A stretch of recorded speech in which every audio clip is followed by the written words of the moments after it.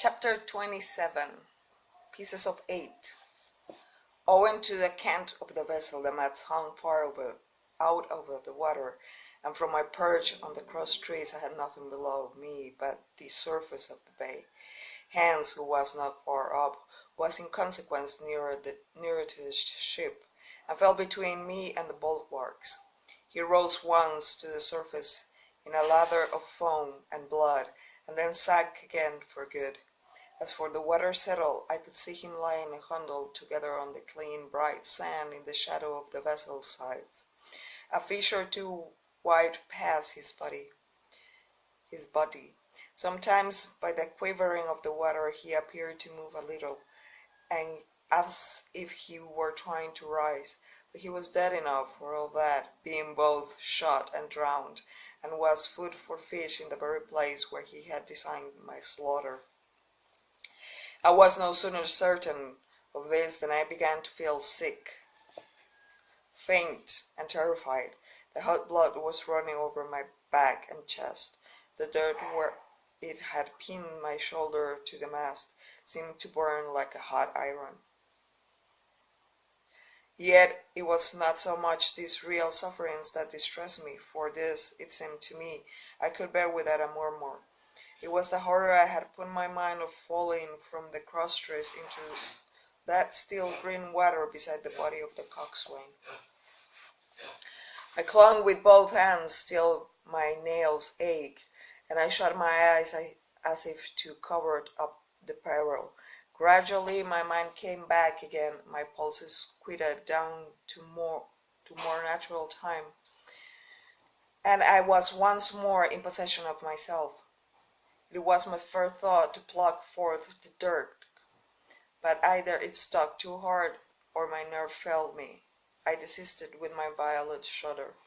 Oddly enough, that very shudder did the business. The knife, in fact, had come the nearest in the world to missing me altogether. It held me by a mere pinch of skin, and this the shudder tore away. The blood ran down the faster, to be sure, but it was my own master again, and only tagged to my mast by my coat and shirt. This last broke through with a sudden jerk, and then regained the deck, the starboard shrouds. For nothing in the world would I have gained venture, shaken as I was, upon the overhanging port shrouds, from which Israel has so lately fallen.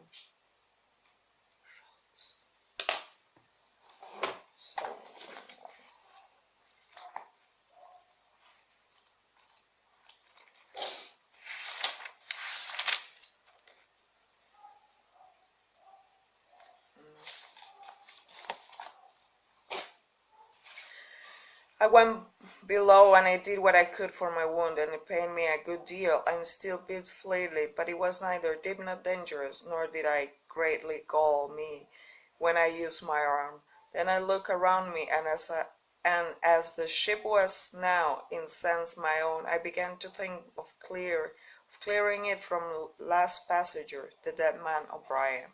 I had pitched, as I have said, against the bulwarks, where he lay like some horrible, ungainly sort of puppet, life-size indeed, but how different from life's colors of life's comeliness. In that position I could easily have my way with him, as the habit of tragical adventure had worn off almost all my terror of the dead. I took him by the waist as if he had been a sack of bran, and with one good heave tumbled him overboard. He went with a sound and plunged. The red cap came off, and remained floating on the surface. As soon as I splash subsided, I could see him and Israel lying side by side, both wavering with the tremulous movement of the water. O'Brien, though still quite a young man, was very bald. There he lay, with that bald head across the knees, and the man who had killed him, and the quid fishes stirring to and fro over both. I was now alone with the ship, and the tide had just turned. The sun was within so few degrees of setting, that already the shadow of the pines upon the western shore began to reach right across the anchorage, and fall in patterns on the deck. The evening breeze had sprung up, and though it was well warded off by the hill with the two peaks upon the east, the cordage had begun to sing a little softly to itself, and the idle sails to rattle to and fro. I began to see the danger to the ship. The jibs I speedily dozed and brought tumbling to the deck, but the mainsail was harder matter. Of course, when the schooner canted over, the boom had swung out of board, and the cap of it and a foot or two of sail hung even under the water. I thought this made it still more dangerous, yet the strain was so heavy that I half feared to meddle. At last I got my knife and cut the halyards. The peak dropped instantly. A great belly of loose canvas floated broad upon the water, and since, pull as I liked, I could not budge the downhaul. That was the extent of what I could accomplish. For the rest, the Española must trust to luck like myself.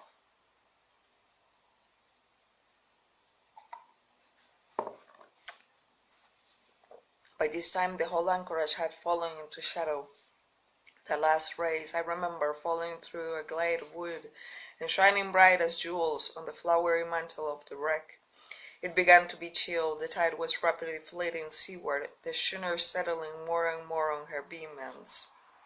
I scrambled forward and looked over. It seemed shallow enough, and holding the cut hawser in both hands for less security. I let myself drop softly overboard. The water scarcely reached my waist. The sand was firmly and covered with the ripple marks, and I waded ashore in great spirits, leaving the Española on her side, with her mainsail trailing wide upon the surface of the bay.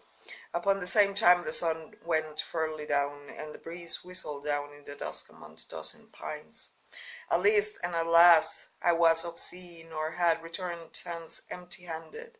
There lay the schooner, clear at last from buccaneers and ready for our own men to board and get to sea again. I had nothing nearer my fancy than to get home to the stockade and boast of my achievements. Possibly I might be blamed a bit for my truantry. But the recapture of the Española was a clenching answer, and I hoped that even Captain Smollett would confess I had not lost my time. So thinking, and in famous spirits, I began to set my face homeward for the blockhouse and my companions. I remember the most easterly of the rivers, which drain into Captain Kidd's anchorage, ran from the Two-Peak Hill and upon my left, and I bent my course in that direction that I might pass the steam while it was small. The wood was pretty open, and keeping along the lower spurs, I had soon turned the corner of that hill, and not long after waded up to the mid-calf across the water course. This brought me near to where I had encountered Ben Gunn the Maroon. And I walked more circumspectly, keeping an eye on every side. The dusk had come nigh-hand completely, and as I opened off the cleft between the two peaks, I became aware of the wavering glows against the sky, where, as I judged, the man of the island was cooking his supper before a roaring fire. And yet I wonder, in my heart, that he should show himself so careless. So if I could see this radiance, might it not reach the eyes of Silver himself where he camped upon the shore among the marshes? Gradually the night fell blacker. It was all I could do, guide myself even roughly towards my destination. The double hill behind me, the spyglass on my right hand, loomed faint and fainter. The stars were few and pale, and in the low ground where I wandered, I kept tripping among the bushes and rolling into sandy pits. Suddenly a kind of brightness fell upon me. I looked up. A pale glimmer of moonbeams had a lightning on the summit of the spyglass, and soon after I saw something. And soon after I saw something abroad and silvery moving low down behind the trees. I knew the moon had risen. With this to help me, I passed rapidly over what remained to me of my journey, and sometimes walking, sometimes running, impatiently drew near the stockade. Yet as I began to thread the grove that lies before it, it was so toothless, but I slacked my pace and went a trifle warily. It would have been poor end of my adventures to get shot down by my own party in mistake. The moon was climbing higher and higher. Its light began to fall here and there in masses through the more open districts of the wood, and right in front of me a glow of a distant color appeared among the trees. It was red and hot, and now and again it was little darkened, and it were the embers of the bonfire smouldering. For the life of me I could not think what it might be. At last I came down upon the borders of the clearing. The western end was already steeped in moonshine. The rest of the blockhouse itself still lay in a black shadow, checkered with long silvering streaks of light. On the other side of the house an immense fire had burned itself into clear embers and shed a steady red reverberation contrasted strongly with the mellow paleness of the moon. There was not a soul stirring, nor a sound beside the noises of the breeze. I stopped with much wonder in my heart, and perhaps with a little terror also. It had not been our way to build great fires. We were, indeed, by the captain's orders, somewhat niggardly of firewood, and I began to fear that something had gone wrong while I was absent. I stole round by the eastern end, keeping close in a shadow, and at a convenient place where the darkness was thickens crossed the palisade. To make assurance surer, I got upon my hands and knees and crawled without a sound towards the corner of the house. As I drew nearer, my heart was suddenly greatly lightened. It is not a pleasant noise in itself, and I have often complained of it other times, but just then it was like music to hear my friends snoring together so loud and peaceful in their sleep. The sea cried of the grudge, that beautiful all's well, never felt more reassuring on my ear. In the meantime there was no doubt of one thing: they kept an infamous bad watch. If it had been Silver and his lads that were now creeping in on them, not a soul would have seen daybreak. That was what it was, thought I, to have kept him wounded, and again I blamed myself sharply for leaving them in the danger with so few to mount guard. By this time I had got to the door and stood up. All was dark within, so that I could distinguish nothing by the eye. As for sounds, there was the steady drone of the snorers, and a small occasional noise, a flickering or pecking, that I could no way account for. With my arms before me, I walked steadily in. I should lie down in my own pace, I thought with a silent chuckle, and enjoy their faces when they found me in the morning. My foot struck something yielding. It was a slipper's leg, and they turned and groaned, but without awakening. And then, of a sudden, shrill voice broke forth out of the darkness. "Pieces of 8, pieces of 8, pieces of 8, pieces of 8!" and so forth, without a pause or change, like a clucking of a tiny mill. Silver's green parrot, Captain Flint. It was she whom I had heard pecking at a piece of bark. It was she, keeping better watch than any human being, who thus announced my arrival with her wearisome refrain. I had no time left me to recover. At the sharp clipping tone of the parrot, the slippers awoke and sprung up, and with a mighty oath the voice of Silver cried, "Who goes?" I turned to run, struck violently against one person, recoiled, and ran full into the arms of a second, who for his part closed upon and held me tight. "Bring a torch, Dick," said Silver, when my capture was thus assured, and one of the men left the log house and presently turned with a lighted brand. Part 6. Captain Silver. Chapter 28. In the enemy's camp. The red glare of the torch lighting up in the interior of the blockhouse showed me the worst of my apprehensions realized. The pirates were in the possession of the house and the stores. There was the cask of cognac. There were the pork, the bread, as before, and what tenfold increased my horror, not a sign of any prisoner. I could only judge that all had perished, and my heart smote me sorely that I had not been there to perish with them. There were 6 of the buccaneers, all told. Not another man was left alive. 5 of them were in their feet, flushed and swollen, suddenly called out of the first sleep of drunkenness. The 6th had only risen up his elbow. He was deadly pale, and the blood-stained bandage round his head told that he had recently been wounded, and still more recently dressed. I remember the man who had been shot and run back among the woods in the great attack, and doubt not that this was he. The pirate sat, preening her plumage, on Long John's shoulder. He himself, I thought, looked somewhat paler and more stern than I was used to. He still wore a more fine broadcloth suit in which he had fulfilled his mission, but it was bitterly the worse for wear, daubed with clay and turned with the sharp briars of the wood. So, said he, here's James Hawkins shivering my timbers, dropped in like hay. Well, come, I take that friendly. And thereupon he sat down across the brandy cask and began to fill a pipe.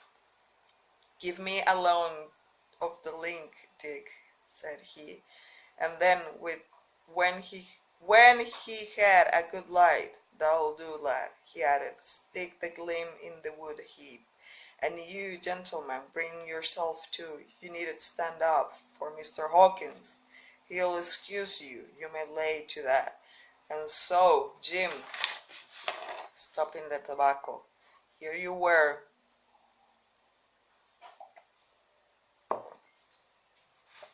and quite a pleasant surprise for poor old John.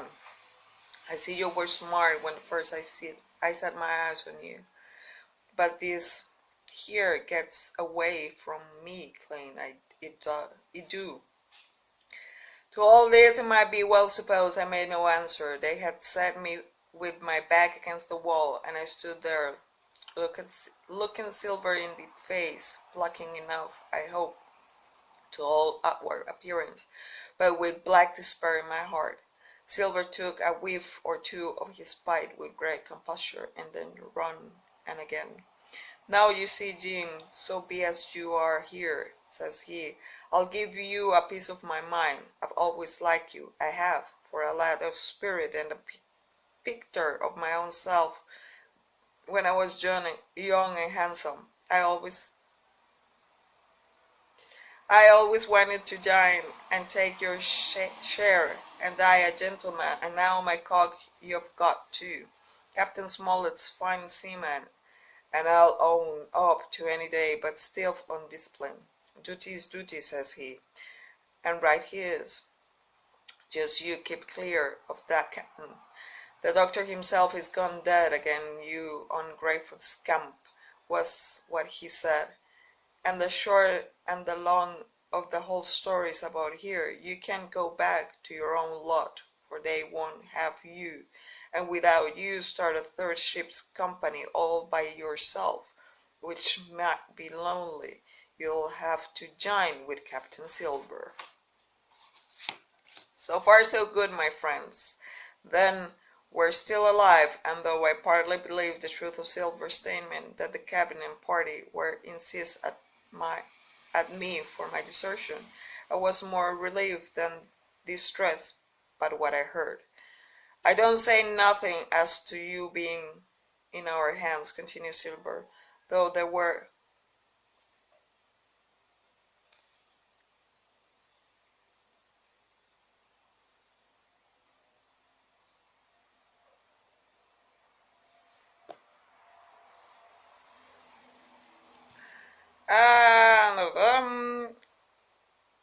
I don't say nothing as to you being in our hands, continued Silver, though there you are, and you may lay to it. I'm all for argument. I never seen good come out of threatening. If you like the service, well, you'll join. If you don't, Jim, why, you're free to answer no. Free and welcome, shipmate. And if ever can be said by mortal seaman, shiver my sides. I am to answer then? I asked with a very tremulous voice, though all this snaring talk I was merely to feel the threat of death that overhung me, and my cheeks burned and my heart beat painfully in my breast. Lad, said Silver, no one's pressing of you. Take your bearings. No, none of us want to hurry you, mate. Time goes pleasant in your company, you see. Well, says I, growing a bit bolder, if I'm to choose, I declare I have a right to know what's what, and why you are here, and where my friends are. What's what? What's what? Repeated the buccaneers in a deep growl. He'd be lucky one as know that. You'll perhaps button down your hatches till you're spoke, my friend, cried Silver truculently to his speaker. Truculently.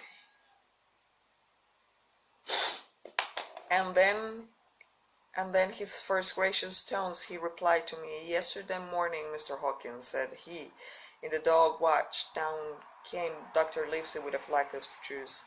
Says he, Captain Silver, you're sold out, ship's gone. Well, maybe we'd been taking a glass and sung to help it round. It won't say no. I won't say no. This ways. None of us had looked out. We looked out. By thunder, the old ship was gone. I never seen a pack of fools look fisher, and you may lay to that if I tells you that look the fishiest. Well, says the doctor, let's bargain.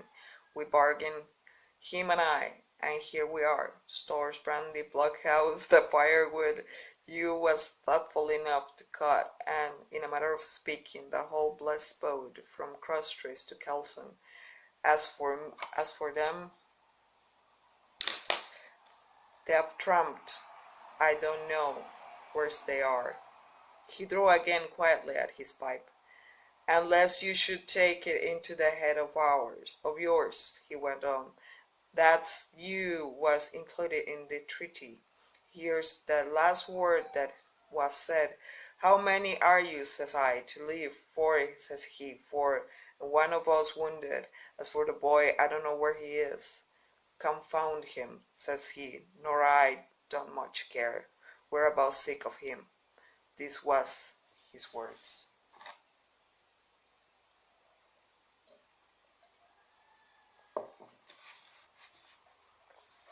Is that all I ask? Well, it's all that you are to hear, my son, returned Silver. And now I am to choose, and now you are to choose.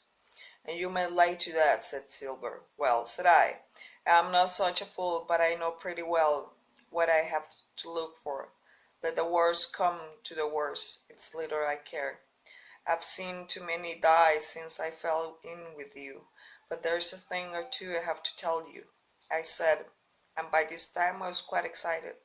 And the first is this. Here you are in a bad way, ship lost, treasure lost, men lost, your whole business gone to wreck, and if you want to know who did it, it was I. I was in the apple barrel the night we sighted land, and I heard you, John, and you, Dick Johnson, and Hans, who is now at the bottom of the sea, and told every word you said before the hour was out.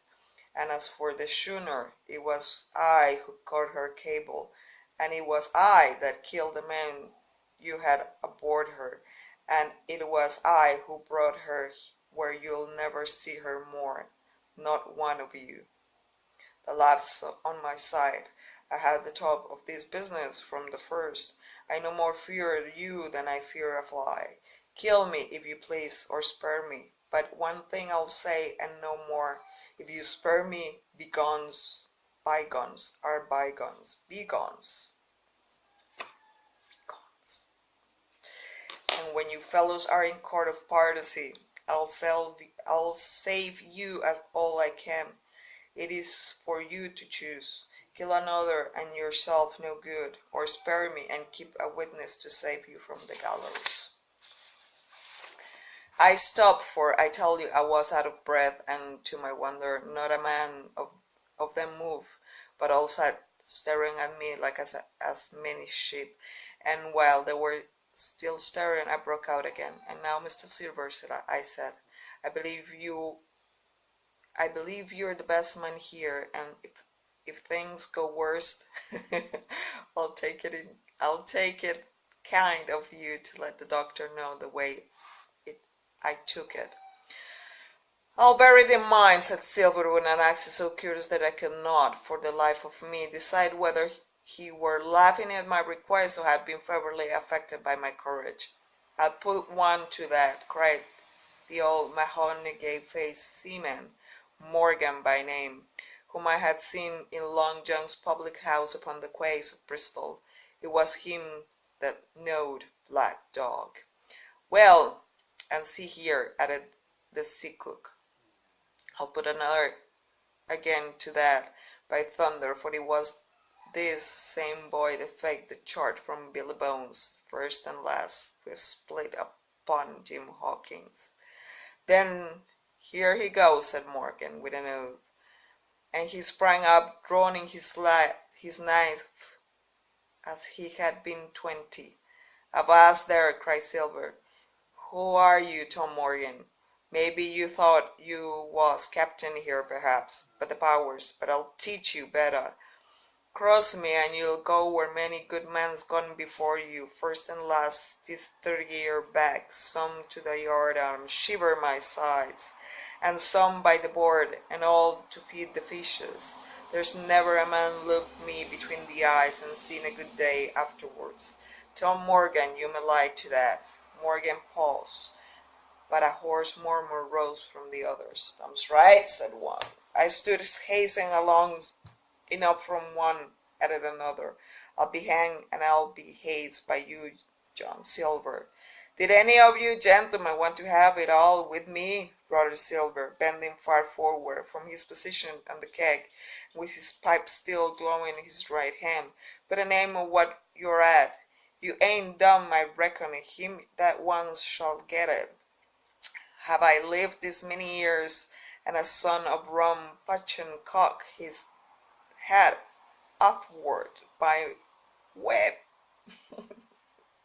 Have I lived this many years, and a son of rum punch and cock his head athwart my horse at the lighter end of it? You know the way, you're all gentlemen of fortune by your account. Well, I'm ready, take a cutlass, him that dares, and I'll see the color of his inside, crutch and all, before the pipe's empty. Not a man stirred, not a man answered. That your sword, isn't it? He added, returning his pipe to his mouth. Well, you are a gay to look at anyway. Not much worth to fight, you ain't. Perhaps you can understand King George's English. I'm captain here by election. I'm captain here because I'm the best man by a long sea mile. You won't fight as gentlemen of fortune. You should. Then by thunder, you'll obey, and you may lay to it. I like that boy now. I never seen a better boy than that. He's more a man than any pair of rats of you in this here house. And that I say this, let me see him that I lay a hand on him. That's what I say, and you may lay to it. There was a long pause after this. I stood straight up against the wall, my heart still going like a sledgehammer, but with a ray of hope now shining in my bosom. Silver leaned back against the wall, his arms crossed, his pipe in the corner of his mouth, as calm as though he had been in church.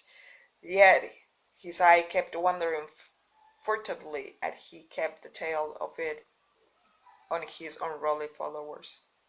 They, on their part, drew gradually together towards the far end of the blockhouse. The low hiss of their whispering sounded in my ear continuously like a stream. One after another they would look up, and the red light of the torch would fall for the second on the nervous faces, But it was not towards me, it was towards Silver that they turned their eyes. You seem to have a lot to say, remarked Silver, spitting far into the air. Pipe up, and let me hear it, or lay to. Ask your pardon, sir, returned one of the men. You're pretty free with some of the rules. Maybe you'll kindly keep an eye upon the rest. This crew's dissatisfied. This crew's don't value bullying a marlin spike. This crew has its rights like other crews. I'll make so free, that's that. And by your own rules, I take it we can talk together. I ask your pardon, sir, acknowledging I ask your pardon, sir, acknowledging you to be captain at this present, but I claim my right and steps outside for a council. And with an elaborate sea salute, this fellow, a long, ill-looking, yellow-eyed man of 35, stepped coolly towards the door and disappeared out of the house. One after the other, the rest followed his example, each making a salute as he passed, each adding some apology. According to rules, said one. Faultless counsel, said Morgan. And so, with one remark or another, all marched out and left Silver and me alone with the torch. The sea cook instantly removed his pipe. Now look, you here, Jim Hawkins, he said, in a steady whisper that was no more than audible. You're within half a plank of death, and what's alongside worse of torture. They're going to throw me off, but you mark, I stand by you, through thick and thin. I didn't mean to. Not till you spoke up. I was about desperate to lose that much blood and be hanged into the bargain. But I see you was the right sort. I says to myself, you stand by Hawkins, John, and Hawkins stand by you. You are his last card, and by the living thunder, John, here's yours. Back to back, says I. You save your witness, and he'll save your neck. I began dimly to understand. You mean all's lost? I asked. Eh, my gum, I do, he answered. Ship gone, neck gone, that's the size of it. Once I look into the bay, Jim Hawkins, I see no schooner. Well, I thought, but I gave out. As for that lot in their council, mark me, they're outgoing fools and cowards. I'll save your life, if so be as I can from them. But see here, Jim, tit for tat. You saved Long John from swinging. I was bewildered. It seemed a thing so hopeless he was asking. He, the old buccaneer, the ringleader throughout. What I can do, that I'll do, I said. It's a bargain, cried Long Silver. You speak up, Plucky, and by thunder, I have a chance. He hobbled to the torch, where he stood propped among the firewood and took a fresh light to his pipe. Understand me, Jim, he said, returning. I've a head on my shoulders, I have. I'm of Squire's side now. I know you got that ship safe somewheres. How you done it, I don't know, but safe it is. I guess Hans and O'Brien turned soft. I never much believed in either of them. Now you mark me. I ask no questions, nor I won't let others. I know when a game's up, I do. And I know a lad's that's staunch. And I know a lad that's staunch. Ah, that's a young you, and you might have done a power of good together. He drew some cognac from the cask into a tin cannikin.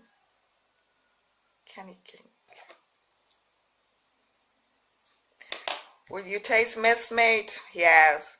And when I had refused, well, I'll take a drain myself, Jim, said he. I need a culker. For there's trouble on hand. And talking of trouble, why did that doctor give me the chart, Jim? My face expressed a wonder so unaffected that he saw the needless of further questions. Ah, well, he did, though, said he. And there's something under that, no doubt. Something surely under that, Jim, bad or good. And he took another swallow of the brandy, shaking his great fair head like a man who looks forward to the worst.